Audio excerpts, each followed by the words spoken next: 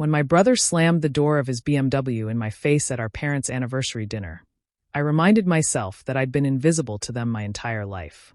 What none of them knew was that I wasn't the same forgotten kid anymore. I was worth $14 million. Dane didn't even look back when he did it.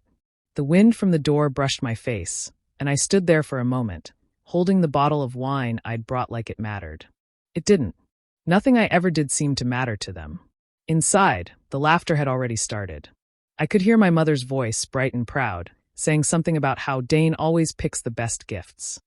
My father's deep chuckle followed, the same one he used when he was proud of him. I walked in quietly like I always did, and no one really noticed. My mother gave me a polite smile, the kind you give a neighbor you barely know, and turned right back to Dane. Growing up, that was how it always was. Dane got the attention, the praise, the new bike, the better room. I got whatever was left. If Dane forgot his homework, Mom said he was tired. If I forgot mine, she said I was careless. Dad would take Dane fishing, to the movies, anywhere he wanted. I was usually told to stay home and be responsible. It didn't make me angry back then. It just made me quiet. By the time I was in high school, I learned to keep to myself. I studied hard, worked part-time, and stopped expecting anything from them. Dane, on the other hand, was loud and full of energy. He played football, broke rules, and somehow always got away with it. The teachers loved him. The neighbors loved him. My parents loved him most of all. Sometimes I'd catch Dad watching him like he was looking at a reflection of himself. I used to wonder what it felt like to be seen that way, to have someone proud of you just for existing. I never found out. When college came around, Dane got the big send-off. New luggage, a car, a savings account. I got a ride to the bus station. My mom hugged me quickly, said she was proud in her own way, and reminded me to call if I needed anything, but I knew that meant don't. I didn't mind leaving. The house had never felt like mine. It was filled with photos of Dane holding trophies, smiling beside Dad, standing next to Mom at every holiday. I was in a few pictures, always on the edge, half-turned, as if even the camera didn't notice me. I learned to depend on myself. I worked late, saved money, studied. There was no one to bail me out, no one to tell me I was doing well. It hurt at first, but over time, it built something in me that they never understood. Quiet strength. Patience. Focus. That night, as I sat at the dinner table and listened to them laugh about Dane's new business plans, I smiled and nodded at the right times. I let them think I was still that quiet, ordinary son who never did much.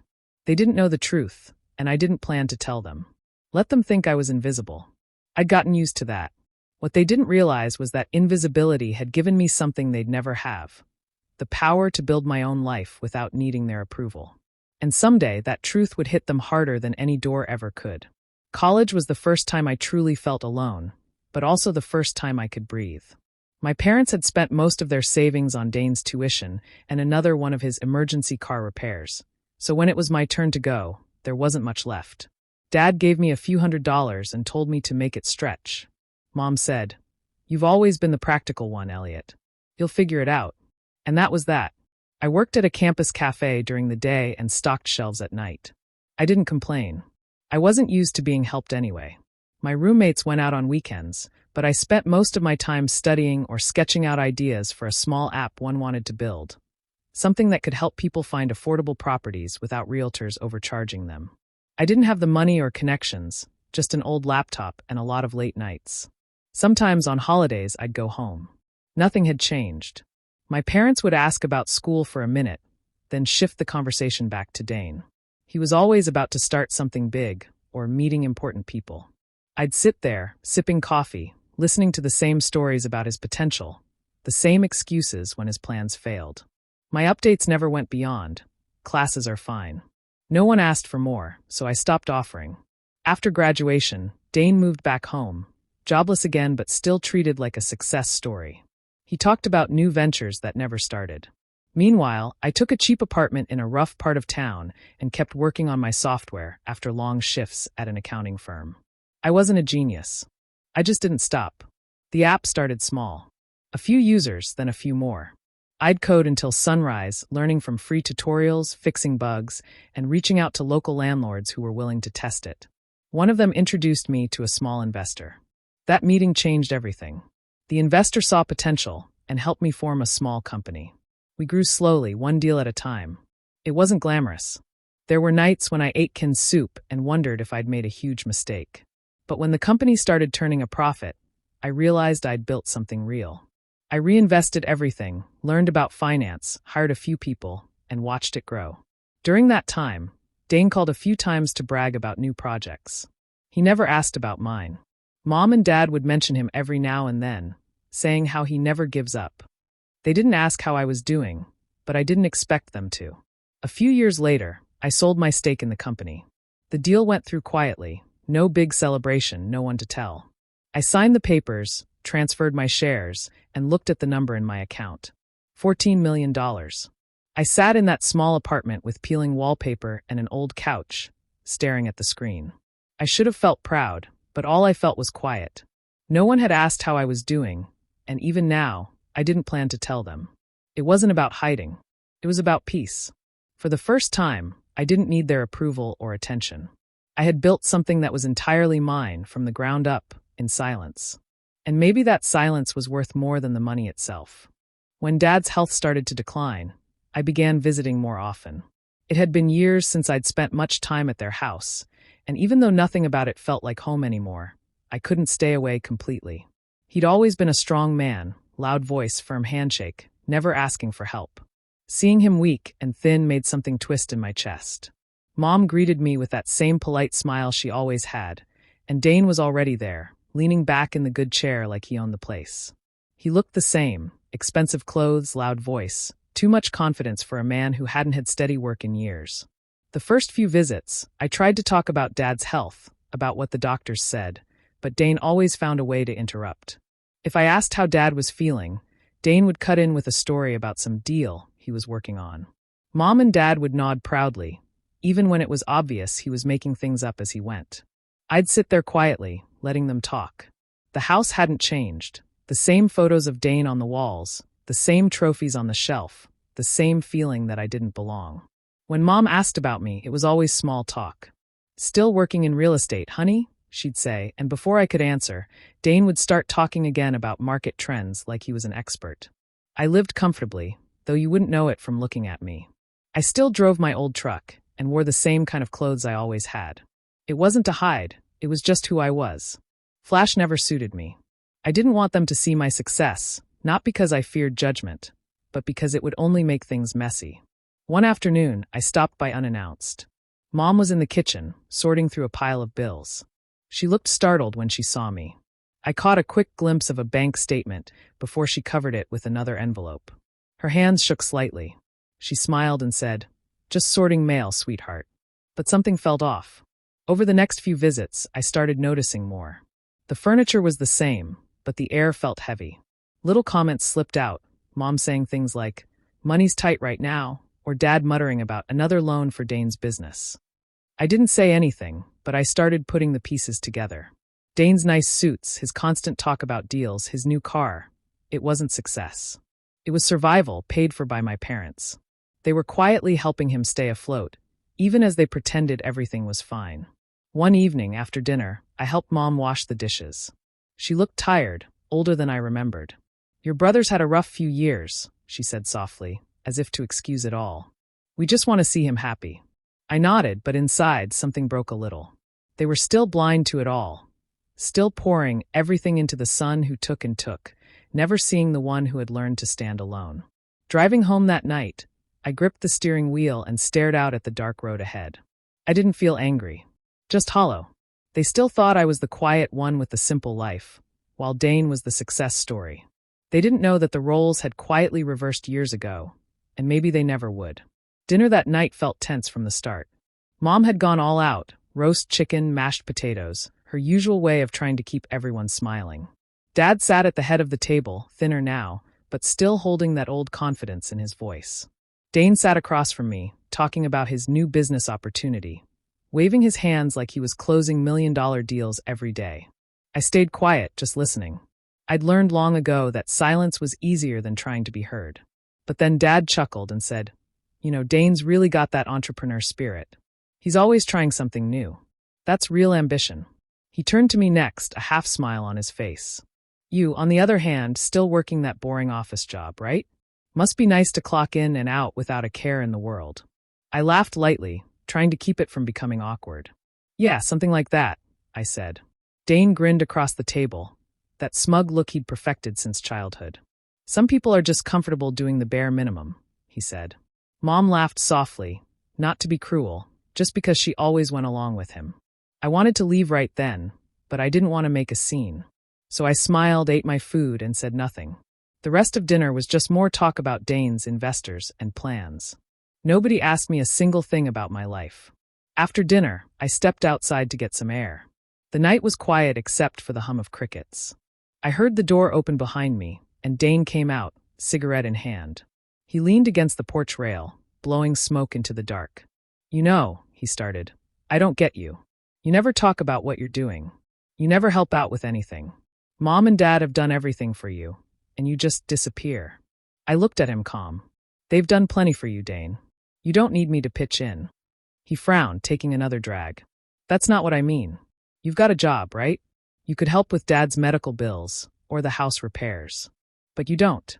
You just show up, eat dinner, and act like you're better than us. I stayed still for a moment, then said quietly, I've never acted like I'm better. I just stopped trying to prove anything. That seemed to set him off. You're selfish, Elliot. You always have been. You hide behind that quiet act, but you don't care about anyone but yourself. The door opened again. Mom and Dad stood there, having heard enough to take his side before I could say another word. Dad's voice was sharp. He's right. You could do more, Elliot. Family helps family. I looked at them all, the same faces that had ignored me for years, now standing together as if I were the problem. I've always helped myself, I said softly. That's more than I can say for most. Mom's face hardened, Dad shook his head, and Dane smirked like he'd won something. I didn't argue. I didn't explain. I just walked to my old truck, started the engine, and drove away. The house grew smaller in the mirror until it was gone. That was the night I finally stopped pretending. Whatever bond had been left between us broke for good. I was done trying to belong where I never had. It started with a phone call I didn't know about. Dane had been desperate for cash again, another failed business, another loan gone wrong. He'd run out of people willing to help him, and Mom and Dad were running out of savings. That's when he started digging. A few days later, he met an old acquaintance from town, a guy who used to work with one of my early business contacts. They got to talking, and my name came up. The man mentioned something casually, how I'd done well for myself after selling my company. He didn't know details, but he said enough to spark Dane's curiosity. That was all it took. Dane couldn't let it go. He went home, opened his laptop, and started searching. He looked up my name, the company I'd started, the sale records. All things that were public if you knew where to look. And there it was. My name, the deal amount, the confirmation that I'd walked away with millions. He didn't believe it at first. He called Mom and Dad immediately, shouting over the phone, saying I'd been hiding money from them, that I'd been sitting on millions while they scraped by. Then, without waiting for a response, he drove straight to their house, fuming. Mom called me hours later, but by then the damage was done. Dane had already arrived, storming through the door like a man possessed. He threw open the living room door, waving printed pages he'd found online. You see this, he yelled. $14 million. He's been sitting on this while you've been paying my bills. While Dad's been sick. Dad sat in his recliner, staring at the papers like they were lies. Mom looked pale, speechless. That can't be right, she kept saying. But Dane wouldn't stop. He paced the room, shouting, He's been lying to us. All these years pretending to be broke, acting like some humble saint. He's a fraud. When I finally arrived, the house was silent. The air felt thick. The first thing I saw was the stack of printed pages on the coffee table. Dane sat across from Dad, his face red with anger, but when he saw me, he smiled, a cold, bitter smile. Guess the truth's out, huh? He said. Mom stood up. Elliot, is this true? She asked, her voice trembling. I nodded slowly. Yes, it's true. Dad's expression hardened. You've had this kind of money, and you let us struggle? You let your brother. I cut him off gently. You helped my brother. I never asked you for anything. You chose who to save. That's not the point. Dad shouted. Family doesn't keep secrets like this. I looked at them, at their anger, their disappointment. It didn't surprise me, but it still stung. I could see it in their eyes. They weren't proud. They weren't happy for me. They were angry that my success hadn't included them. Dane leaned back, satisfied, like he'd finally exposed something dark. But what he didn't realize was that all he'd done was prove what I'd known for years. No matter what I achieved, they would never see me for who I was. To them, I would always be the selfish one, the outsider. As I walked out that night, their voices followed me, accusations, disappointment, anger. I didn't look back. The truth was out, and somehow, it still felt like I was the one who had done something wrong. Mom called me 2 days later, her voice tight and cold. "Your father wants to talk to you," she said. "Come over tonight. It's important." I knew what it was about. The way she said it, short, sharp, no warmth, told me everything. Still, I went. Maybe a part of me wanted to believe there was a chance for understanding, though deep down, I knew better. When I arrived, they were all sitting in the living room. Dad in his recliner, arms crossed. Mom on the edge of the couch, eyes sharp but tired. Dane stood near the fireplace, pretending to look calm but clearly ready for another fight. Dad didn't waste time. "We know everything now," he said. "About the money. About your company. $14 million, Elliot." 14. I nodded once, saying nothing. He leaned forward. "Why didn't you tell us? Why didn't you help when we needed it? When your mother and I had to take out loans to cover the house? When your brother was trying to get his business off the ground?" I looked between them and said quietly, "Because no one asked, and because it's not my job to fix everyone else's choices." Mom let out a small, bitter laugh. "Not your job. We're your family. We raised you. We gave you everything, and you've been sitting on a fortune while your father's been sick." I met her eyes. "You gave everything to Dane. I got what was left over. I've been on my own since I left this house." Dane stepped closer, his voice sharp. "You think you did all this by yourself? You wouldn't have had a chance if Dad hadn't paid for your college." I turned to him. "He paid for half a semester. After that, I worked 3 jobs to stay there." He waved his hand. "You're twisting things. You could have helped me. If you'd just invested in my business, I wouldn't be in this mess. You could have changed everything for us." I almost laughed. "Dane, every time you fail, it's someone else's fault. You had every chance. You just never learned what it meant to stand on your own." That hit a nerve. He stepped forward, his face red. "You're unbelievable. Acting like some saint because you got lucky once. You're just greedy, Elliot. Always have been." Mom slammed her hand on the table. "Enough. I can't believe what I'm hearing. We didn't raise you to be this cold. You're ungrateful." Dad's voice was lower, heavier. "Money reveals a man's character, and yours is rotten. You've shown us who you really are." The room went silent. For a moment, I just stood there, looking at the 3 of them, the family I'd spent my life trying to earn love from. And now, even with all I had achieved, they looked at me with nothing but resentment. I took a slow breath and said quietly, "You're right. Money does reveal character." I looked from Dad to Mom, then to Dane. "Now you finally see mine, but you never had one to show me." No one spoke as I turned and walked out. The air felt heavy, but I felt lighter than I had in years. The door closed behind me with a soft click. That sound, the final one I'd ever hear from that house, was quieter than anger, quieter than pain. It was the sound of letting go. After that night, I was done. I didn't call, I didn't visit, and I didn't look back. A week later, I changed my number, sold my house near town, and moved to a quiet coastal area 3 hours away. The ocean had always calmed me. I found a small cottage with peeling paint and salt-stained windows, the kind of place where the only sounds were wind, waves, and gulls. It wasn't fancy, but it felt like peace. For the first time in my life, I woke up without tension in my chest. No one expected anything from me. No one compared me to anyone else. I started taking long walks by the water, learning how to slow down. I cooked simple meals, read in the evenings, and finally started sleeping through the night. It didn't take long for the letters to start coming. The first was from Mom, neat handwriting, soft words. She said she missed me, that Dad was struggling, that we shouldn't let money tear the family apart. She said Dane was having a hard time too, that maybe I could help just a little. I folded the letter and set it aside. The next week, another one arrived. This time from Dad. His words were shorter, sharper. He said I was turning my back on family, that I was acting like a stranger. He reminded me of every meal they'd ever given me, every small kindness from my childhood, as if those erased everything else. Then came Dane's letter. 2 pages of anger and self-pity. He called me selfish, accused me of ruining the family, and finished by saying, "You owe us." I didn't bother replying. I didn't owe them a thing. The letters kept coming, sometimes kind, sometimes cruel, always filled with guilt. I never answered. After a while they stopped. The silence that followed felt both heavy and freeing. I started meeting new people in town, quiet, genuine folks who didn't care about who I was or how much I had. There was an older man named Henry who ran a small bookstore near the pier. He'd always have a cup of coffee ready when I stopped by, and we'd talk about nothing important. There was peace in that simplicity. Still, some nights, when the tide was low and the air was still, I'd think about my family. I'd picture Mom in the kitchen, Dad in his chair, Dane laughing too loud at his own stories.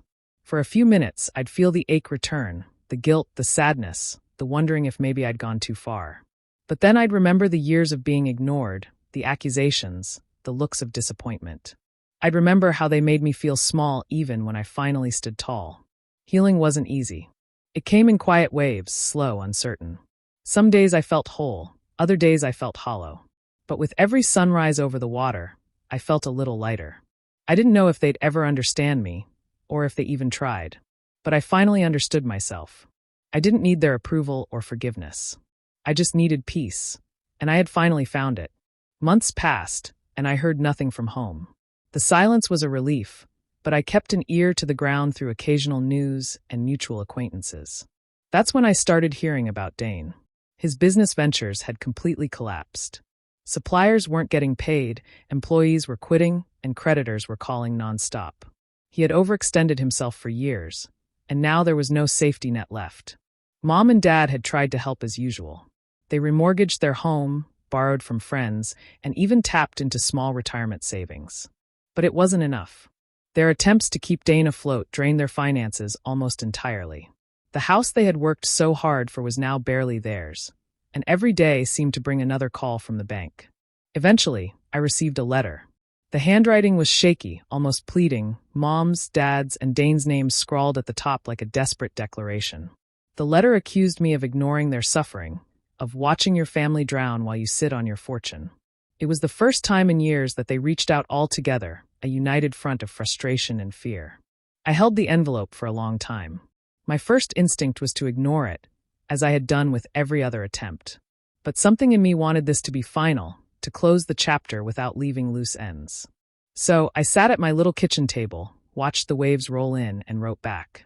I wrote slowly, carefully, not with anger or guilt, but with clarity. I explained that every choice they had made, the favoritism toward Dane, the excuses for his reckless behavior, the constant disregard for my efforts, had shaped the outcomes they now faced.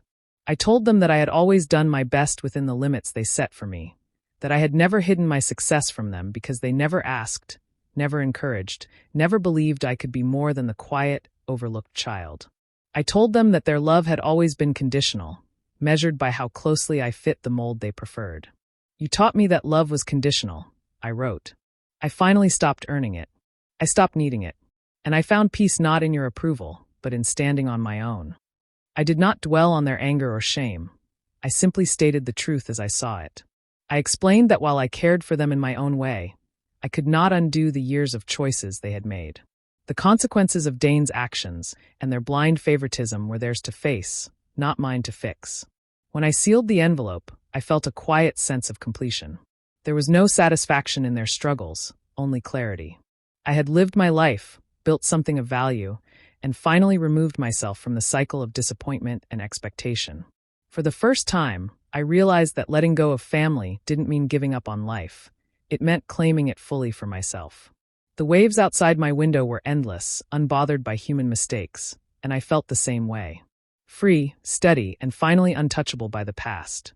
The news came quietly one morning. Dad had passed.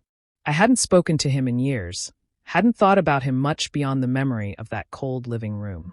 Still, there was something in me that needed to be present, to witness the end without participating in the chaos.